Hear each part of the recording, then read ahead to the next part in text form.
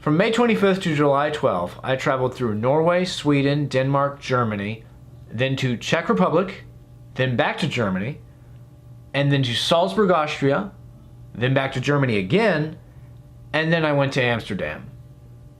How did I do it? So in this video, I'm going to answer two different questions. Number one, was the Eurail pass worth it? And number two, how the heck do you use the Eurail pass? Because the information you can find online from the Eurail pass company is like incredibly unclear. And that's probably why you're watching this video. So I'm gonna fill you in on all the necessary details that will allow you to get from point A to point B to point Z using the trains covered by the Eurail pass. So the type of Eurail pass that I purchased was the Eurail Global Pass, the 2 months continuous version.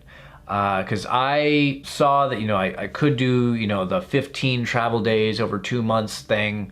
But I was like, I don't want to even have to worry about train passes and train tickets. So knowing that I was going to be over in Europe for 7 weeks, I was like, that's almost 2 months. I might as well get the 2 months continuous pass. And so I did. For me, it was about $634. I had the student discount, so it's probably a little bit more expensive for other people, but still, it was a really good deal for me because it worked. Yes, for me and my cousin who was traveling with me through Europe, the Eurail pass worked really, really, really well. So we got a great bang for our buck.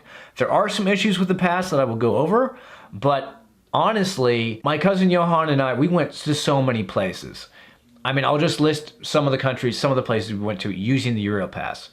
In Norway, we went from Bergen to Flom, Flom to Geilo, Geilo to Oslo, Oslo to Stockholm, Sweden, Stockholm, Sweden to Helsingborg, Sweden, Helsingborg, Sweden to Malmö, Sweden, Malmö, Sweden back to Helsingborg, Sweden, Helsingborg, Sweden back to Malmö, Sweden, and then from Sweden we went to Copenhagen, Denmark, and then from Copenhagen we went to Hamburg, Germany. From Hamburg we went over to Berlin, and then from Berlin, we went to Lutherstadt, Wittenberg, and then from Lutherstadt, Wittenberg, we went to Prague, Czech Republic, and then from Prague, Czech Republic, we went to Nuremberg, Germany, and then from Nuremberg, we went to Berchtesgaden, also in Germany, right down by Austria, and then from Berchtesgaden, we went to Salzburg, Austria, and then from Salzburg, Austria, we went to Munich, Germany, and then we got on a plane and went to Amsterdam, but we did use the trains to get from the airport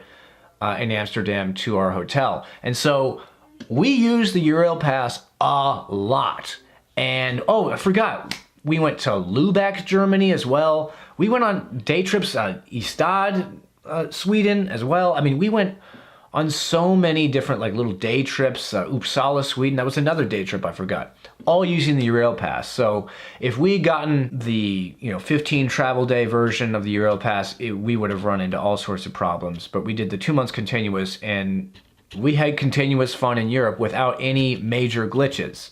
So honestly, as far as I'm concerned, the Eurail pass is a steal deal. We got our money's worth. We calculated what the cost would have been if we had just paid for our train tickets normally, and it would have been way more than what we paid for the Eurail pass. So I would recommend the Eurail pass as long as you take into consideration the things I'm going to list right now concerning some of the cons of the pass. The only big con that I had to actually using the Rail Planner app was sometimes if you load your ticket, for instance here, I've loaded a ticket from Munich to Dachau.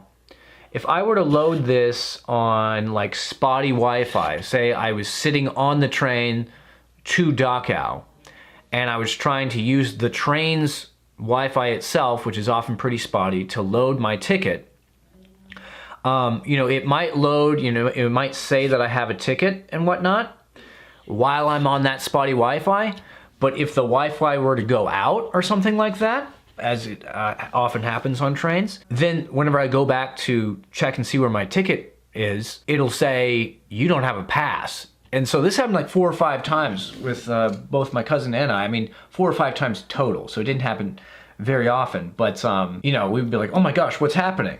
Thankfully for us, it wasn't that big of a deal because all we had to do is just either turn our Wi-Fi off completely and load our ticket offline, which you can do as long as you've been online on the app within like a day or two of your journey. So you can do that, where you just literally turn off your Wi-Fi, like close the app completely, then open it up again. It should show that you still have the pass and remember everything. Then load your ticket offline. Then, you know, the problem's not there anymore. Or another way that we solved it was just by getting off of spotty Wi-Fi and finding solid Wi-Fi, loading the ticket well, then turning off our Wi-Fi, getting on the train, and just pulling up the ticket because it's already been saved due to being on good Wi-Fi. I hope I explained the problem and how we solved it well enough in that little spiel I went on, but if I didn't, ask me a question in the comment section below and I will explain further. Another con of the Eurail Planner app and the Eurail Pass is sometimes the app is wrong whenever it says seat reservations required, or when it doesn't say seat reservations are required. For instance, I've just pulled up a journey, you know, you can take from Bergen to Myrdal, Norway. So as you can see here, hopefully it'll adjust. As you can see here on the screen, it says seat reservations required for all the different possible journeys from Bergen to Myrdal. It says seat reservations required. And in Norway, it pretty much said seat reservations required for everywhere. Thankfully for us, the app was wrong. And so it was actually a good thing that the app was wrong for us in Norway. As it turns out, if you're going to use the Eurail Pass in Norway, at least along the route that we went, which was Bergen to Flåm to Geilo to Oslo, and Myrdal was a stop in there. If you take that line, the only reservations you would need to purchase would be if you were actually going directly to Oslo. And so the only reservation we had to book in Norway was our train from Geilo, Norway to Oslo, because we were actually going to, you know, end up in Oslo on that train. That was the final destination of that train. And unfortunately, sometimes the opposite is also true. Sometimes the Eurail Pass, the Eurail Planner app will say that you don't need seat reservations. And then you get on the train, you're sitting there, and then somebody will walk up to you and be like, hey, we have seat reservations for these seats. This happened to my cousin and I when we were traveling from Copenhagen to Hamburg, Germany. We sat down on trains thinking everything was fine. We got all our stuff out. I had my books out. My cousin had his books out and his coffee, and we were just chilling. And then some people were like, hey, do you guys have seat reservations for this? Because here's ours. And we were like, no, we don't have reservations. We didn't know that we had to get them. And so we got up, and for like the next 30 minutes, we were extremely stressed out. Turns out that, yeah, the Eurail Planner app was wrong. You did need seat reservations for that train. And we kind of went and hung out with all the other people who were using the Eurail Pass that were also experiencing the same problem. We had to like stand for like 6 hours.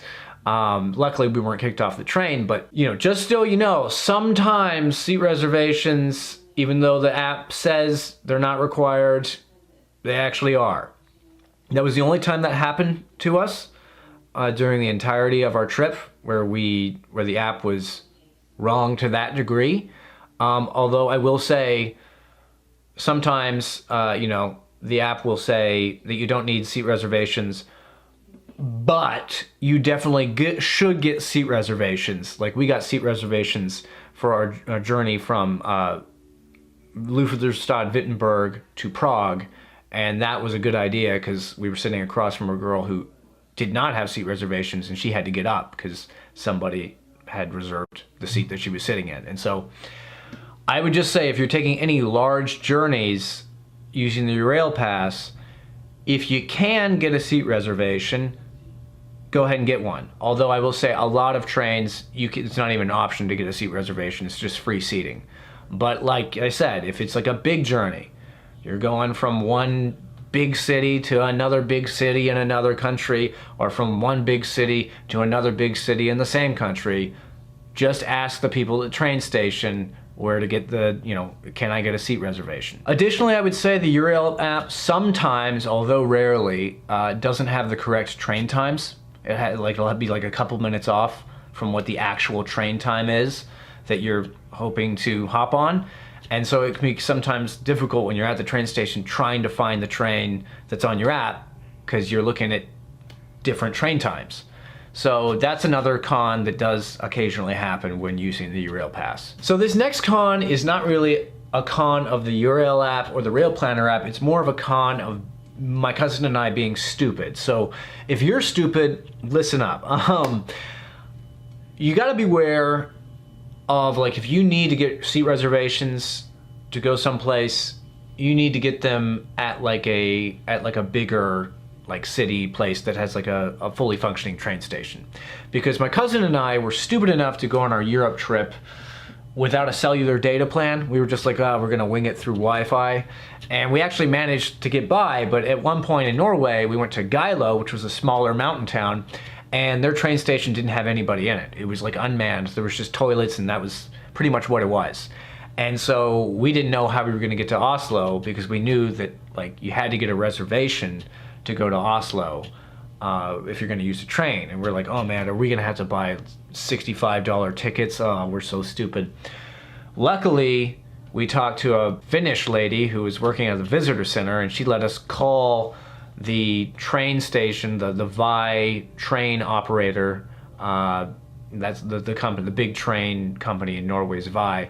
And luckily we were able to call them using this lady's phone, and that guy was able to make us, give us seat reservations that would work for our Eurail Pass. But anyways, just wanted to, that's something you got to watch out for, because you cannot make seat reservations online. It's just, you can't do it. You have to either meet somebody in the train station, go to the train station operator people and have them make a reservation for you, or you have to call the train company like we did in Norway. But you can't do it through email. You can't book them through the Eurail app, even though they say you can. You gotta go either talk to somebody at a train station or talk to somebody on the phone who works for the train station.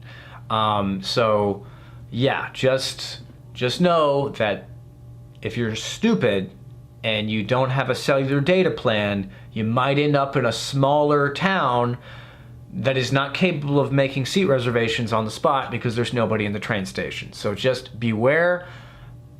I would recommend, obviously, get a cellular data plan in case you do have to make a phone call. But yeah. Anyways, now let's talk about those seat reservations and about how you actually use the Rail Planner app. Actually, scrap that. I could try to do that, but the issue is that the way this phone works with, putting it up to the screen and all that, it's gonna be too difficult. However, what I will do is I will put a link in the description of this video that will take you to a YouTuber whose name is Christina Laura, who also made a Eurail Pass tutorial video where she did it very intelligently, where she actually had the screen itself. I don't know how to do that, where she had it, the actual pass screen was on the screen, and she shows step by step how to load the ticket, how to do all of that within the Rail Planner app. So I'll leave that link in the description and you can go watch that. Part of the reason I wanted to make a Eurail Pass video myself is because her video was the only video I could find that actually showed you how to use the pass and use the app itself. And it was the only video I could find that explained the seat reservations process before I went to Europe. So it's a really good video. She has a cool channel. Anyways though, ladies and gentlemen, I hope you have learned some of what you needed to learn regarding how to use the Rail Planner app and the Eurail Pass with it, along with making seat reservations. I thank you if you have watched this video thus far, and if you have watched this video thus far, I would recommend that you like and subscribe. And if you're curious about what to pack for a months-long Europe trip, please do check out my Europe backpack unpacking video, which I will leave a card and an end screen for. And now, ladies and gentlemen, I will leave you with the words of Hans Christian Andersen. To move, to breathe, to fly, to float, to gain all while you give, to roam the roads of lands remote, to travel is to live.